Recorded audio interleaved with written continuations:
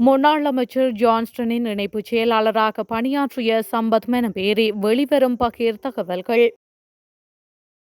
Ice போதைப் பொருள் தொடர்பில் மௌனம் காக்கும் எதிர்க்கட்சியினர் சந்தேகம் வெளியிட்ட பிமல் ரத்நாயக.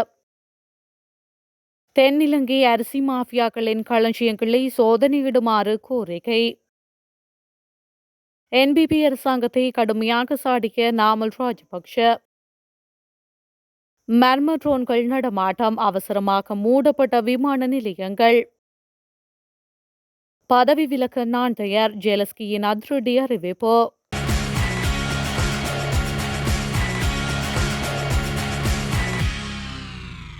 ஒழுங்கமைக்கப்பட்ட பாதாள உலக குழுக்களில் சேர்ந்து ஐஸ் போதைப்பொருள் வர்த்தகத்தில் ஈடுபட்ட குற்றச்சாட்டில் கைது செய்யப்பட்டுள்ள முன்னாள் ஸ்ரீலங்கா பொதுஜன பெரமுன பிரதேச சபை உறுப்பினர் சம்பத் மெனபேரே முன்னாள் அமைச்சர் ஜான்ஸ்டன் பெர்னாண்டோவுடன் இணைந்து செயல்பட்டு வருவதாக பொது பாதுகாப்பு அமைச்சர் ஆனந்த விஜயபால நேற்று நாடாளுமன்றத்தில் தெரிவித்துள்ளார். சம்பத் மெனபேரே ஜான்ஸ்டன் பெர்னாண்டோவின் இணைப்பு செயலாளராக பதவி வகித்ததாகவும் அமைச்சர் கூறியுள்ளார். மேலதிகமாக கட்சியில் உள்ள பலருடன் அவர் நெருங்கிய தொடர்புகளை பேணி வருவது இப்போது தெரிய வருவதாகவும் அமைச்சர் மேலும் தெரிவித்துள்ளார். உயிர்த்த ஞாயிறு தின குண்டு தாக்குதல்கள் பற்றிய முன்கூட்டிய எச்சரிக்கைகளை அலட்சியம் செய்த அதே 2 உளவுத்துறை அதிகாரிகள் போதைப்பொருள் கொண்ட 2 கொள்கலன்கள் பற்றி முன்கூட்டிய எச்சரிக்கையையும் மீண்டும் புறக்கணித்துள்ளதாக நாடாளுமன்ற உறுப்பினர் நாமல் ராஜபக்ஷ நேற்று நாடாளுமன்றில் குற்றம் சாட்டினர். அவர் கூறுகையில், தெஹ்ரானில் இருந்து வந்த 2 கொள்கலன்களில் போதைப் பொருட்கள் இருப்பதாக முன்கூட்டியே தகவல் கிடைத்ததும் சுங்க திணைக்களம் அவற்றை விடுவிக்க அனுமதித்துள்ளது. உளவு பிரிவுகளுக்கு இந்த கொள்கலன்கள் பற்றி முன்னரே தகவல் கிடைத்திருந்தது என்றார். இதனை உயிர்த்த ஞாயிறு தின தாக்குதல்களுடன் ஒப்பிட்டு பேசிய அவர், உயிர்த்த ஞாயிறு தாக்குதல் எச்சரிக்கைகளை அலட்சியம் செய்த அதே உளவுத்துறை அதிகாரிகளுக்கு இந்த முறையும் முன்கூட்டியே தகவல் கிடைத்தது என்று கூறியுள்ளார். ஈஸ்டர் தாக்குதல்களுக்கு பொறுப்பானவர்கள் என்று கூறி சிலர் தண்டிக்கப்பட்டதை அவர் நினைவூட்டினர். இதில் முன்னாள் ஜனாதிபதி மைத்ரிபால சிறிசேன பாதிக்கப்பட்டவர்களுக்கு நஷ்டஈடு வழங்க நேர்ந்தது. மேலும் பொறுப்பாளர்களாக கண்டறியப்பட்ட 2 முன்னாள் போலீஸ் அதிபர்கள் இப்போது சிறையில் உள்ளனர். இருப்பினும் தாக்குதல் எச்சரிக்கைகளை புறக்கணித்து அதே 2 உளவுத்துறை அதிகாரிகளையும் தற்போதைய அரசாங்கம் உயர் பதவிகளில் நியமித்திருப்பதை நாமல் ராஜபக்ஷ கடுமையாக விமர்சித்துள்ளார். நாட்டில் சமீபத்தில் கண்டுபிடிக்கப்படும் ஐஸ் போதைப் பொருள் தொடர்பில் எதிர்க்கட்சியில் உள்ள பிரதான தலைவர்கள் எவ்வித கேள்விகளும் எழுப்புவதில்லை என்பதில் பெரும் சந்தேகம் ஏற்பட்டுள்ளது என்று அமைச்சர் பிமல் ரத்நாயக தெரிவித்துள்ளார். நாடாளுமன்றத்தில் நேற்றைய தினம் உரையாற்றும் போது அவர் இவ்வாறு குறிப்பிட்டுள்ளார்.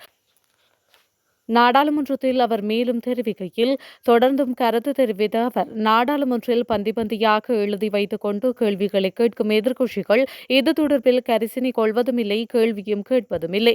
எமது அரசாங்கத்தில் பெருமளவு போதைப் பொருட்கள் கண்டுபிடிக்கப்பட்டுள்ளது. அதெல்லாம் ஊடக கண்காட்சி அல்ல. இவற்றுக்கு நாம் ஊடக கண்காட்சிகள் செய்தால் ஹாலிவுட்டில் இருந்துதான் ஆட்கள் கொண்டு வர வேண்டும். நாங்கள் ஊடக கண்காட்சி நடாத்துவதில்லை. அவ்வாறான மனநிலை பிரச்சினை எங்களுக்கு இல்லை. நாங்கள் சொல்வதை செய்யும் அரசாங்கம் இவர்கள் முயற்சிக்கின்றார்கள், அரசாங்கம் ஒன்றும் செய்வதில்லை என்று. நாங்கள் உங்களுக்கு சொல்வதென்றால் குடுக்கு அடிமையாக வேண்டாம். ஏன் நாமல் ராஜபக்ஷவுக்கு சொல்ல முடியாத மனம்பேறி தங்களுக்கு தொடர்பில்லை என என்றார். இவர்கள் இப்போது சொல்கின்றார்கள் அரசு ஏகாதிபத்தியவாதம் என்று. எங்கள் அரசியல் பல கட்சிகள் இணைந்துள்ளன. ஜனநாயகத்தின் ஒரு வார்த்தை கூட அறியாதவர்கள் எமக்கு ஜனநாயகம் கற்பிக்கின்றனர் என்று அவர் மேலும் குறிப்பிட்டுள்ளார். தென்னிலங்கை அரசு மாஃபியாக்களின் களஞ்சியங்களை அரசு உடனடியாக சோதனையிட வேண்டும் என வவுனியா நெல்லாளி உரிமையாளர் சங்க தலைவர் சி. விவேகானந்த ராஜா தெரிவித்துள்ளார். நேற்று வெளிக்குளத்தில் இடம்பெற்ற ஊடகவியலாளர் சந்திப்பின் போது அவர் இவ்வாறு குறிப்பிட்டுள்ளார். அவர் மேலும் தெரிவிக்கையில், எமது புதிய அரசாங்கமானது கூறியதை செய்யவில்லை என்பதை விட நிறைய நல்ல விடயங்களை செய்து வருகின்றது. குறிப்பாக போதைப்பொருள் பாவனையற்ற இளம் சமூகத்தை உருவாக்குவதற்கான செயற்பாடுகளை மேற்கொள்வதை அவதானிக்க முடிகின்றது. இது முழுமையாக நடக்கும் பட்சத்தில் மூவின மக்களுக்கும் நல்லது நடக்கும் என எண்ணுகின்றோம். எமது நாட்டின் முதுகெலும்பாக விவசாயம் மட்டுமே காணப்படுகின்றது என புத்திஜீவிகள் உட்பட அனைவராலும் கூறினாலும் கூட விவசாயிகளை யாரும் 1% கருத்தில் கொள்வதாக தெரியவில்லை. குறிப்பாக விவசாயிகள் மழையில் விச ஜந்துக்களின் மத்தியில் விவசாயத்தினை மேற்கொண்டு நெல்லினை சந்தைப்படுத்துகின்றனர். இவ்வாறு சந்தைப்படுத்தும் போது அரேபிய, நிபுண, சூர்யா, மஹிந்த ரத்ன இவ்வாறான நிறைய தென்னிலங்கை முதலாளி வர்க்கமானது இலங்கையில் உள்ள நெற்களை குறைந்த விலைக்கு கொள்வனவு செய்கின்றனர். இவ்வாறு கொள்வனவு செய்த நெல்லினை பதப்படுத்தி தங்களது களஞ்சியங்களில் களஞ்சியப்படுத்துவதோடு நெல் விளைவிக்க முடியாத காலகட்டத்தில் அரிசியாக்கி அரசு நிர்ணயிக்கப்பட்ட விலையை விட அதிகமாக விற்பனை செய்கின்றனர். எனவே அரசானது ஒரு சில அரிசி மாஃபியாக்களின் களஞ்சியத்தை ஆராய்ந்து அவர்களின் இருப்பினை அரசு நிர்ணயிக்கப்பட்ட விலைக்கு விற்பனை செய்வதற்கான நடவடிக்கையினை மேற்கொள்வதோடு அரிசியினை அதிக விலைக்கு விற்பனை செய்யும் வர்த்தகர்களுக்கும் சரியான பாடத்தினை கொடுக்கும் பட்சத்தில் இலங்கையில் அரிசி தட்டுப்பாடு ஏற்படாது.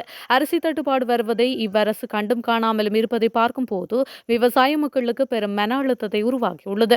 நாடு நன்றாக வர வேண்டும் என்றால் இந்த அரசானது விவசாயத்தினை மேற்கொள்வதற்கான போதிய அளவு கவனத்தினை செலுத்த வேண்டும் என்று அவர் மேலும் தெரிவித்துள்ளார்.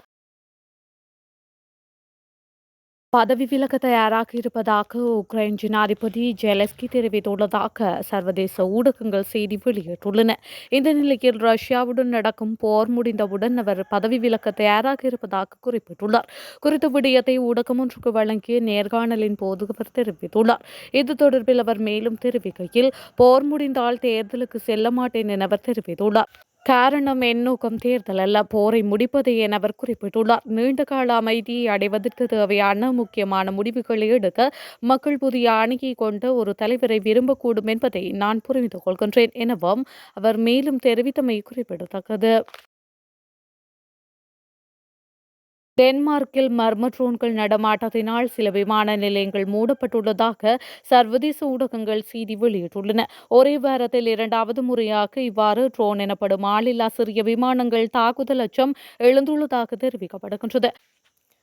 ஐரோப்பாவின் பல நாடுகளில் சமீபத்தில் விமான சேவைக்கான தொழில்நுட்பத்தில் இணைய ஊடுருவல் காரணமாக விமான சேவைகள் பாதிக்கப்பட்டன. இந்த நிலையில் தற்போது டென்மார்க் உட்பட பல நாடுகளின் விமான நிலையங்களில் ட்ரோன்கள் பறந்ததால் பதற்றம் ஏற்பட்டுள்ளதாக தெரிவிக்கப்படுகின்றது. அதோடு டென்மார்க்கின் கோபன்கேகன் உட்பட பல விமான நிலையங்களில் ட்ரோன் நடமாட்டம் நேற்றும் கண்டுபிடிக்கப்பட்டுள்ளதாக குறிப்பிடப்படுகின்றது. இதனால் விமான நிலையங்கள் தற்பொழுது சிறிது நேரம் மூடப்பட்ட நிலையில் வணிகம் மற்றும் ராணுவ விமானங்களுக்கு பயன்படுத்தப்படும் ஆள்போக்கு விமான நிலையம் நேற்று முழுதும் மூடப்பட்டதாக தெரிவிக்கப்படுகின்றது. இதனுடன் எஸ்பிஜெக் மற்றும் சாண்டர்போக்கினால் உள்ளான விமான நிலையங்களிலும் மற்றும் போர் விமானங்களின் பராமரிப்பு பணிகளுக்கு பயன்படுத்தப்படும் ராணுவ பகுதியான எஸ்கிரிப்டஸ் விமான தளத்திலும் ட்ரோன்கள் காணப்பட்டதாக தெரிவிக்கப்படுகின்றமை குறிப்பிடத்தக்கது. இலங்கையில் அடுத்த 36 மணி நேரத்திற்குள் 100 மில்லிமீட்டருக்கும் அதிகமான மழை பெய்யக்கூடும் என வானிலை ஆய்வு மையம் அறிவித்துள்ளது. அத்தோடு மேற்கு சப்ரகமுவ, வடமேற்கு மற்றும் தெற்கு மாகாணங்களிலும் கண்டி மற்றும் நுவரெலியா மாவட்டங்களிலும் அவ்வப்போது மழை பெய்யும் என குறிப்பிடப்படுகின்றது. மேற்கு மற்றும் சப்ரகமுவ மாகாணங்களிலும் காலி, மாத்தறை, கண்டி மற்றும் நுவரெலியா மாவட்டங்களிலும் சில இடங்களில் 100 மில்லிமீட்டருக்கும் அதிகமான மழை வீழ்ச்சி பெய்யக்கூடும். மேலும் வடமத்திய மாகாணத்திலும் மாத்தளை, மன்னார் மற்றும் யாழ்ப்பாணம் மாவட்டங்களிலும் சில இடங்களில் பிற்பகல் 2 மணிக்கு பிறகு மழை அல்லது இடியுடன் கூடிய மழை பெய்யக்கூடும் என்று ஆய்வு மையம் மேலும் தெரிவித்துள்ளது.